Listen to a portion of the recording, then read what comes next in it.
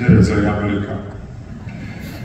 Tā kā, ar ko es gribēju sākt? Es biju domājis runāt diezgan tā, pragmatiski ar cipariem, skaitļiem, bet jāsāk tomēr mazliet emocionāli ir. Jo tas, kas notiek šeit Latvijā,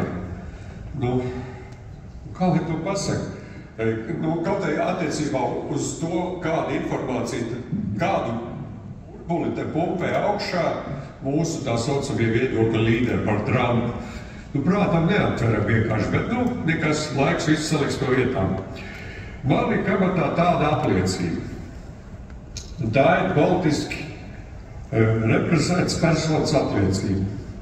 Tādu statusu varēja iegūt cilvēki, kas vai nu tika izvesti 41. vai 49. gadā uz Sibīriju, vai arī tur ir dzimuši. Kam vēl ir tāda apliecība? Paceļiet lūdzu rokas.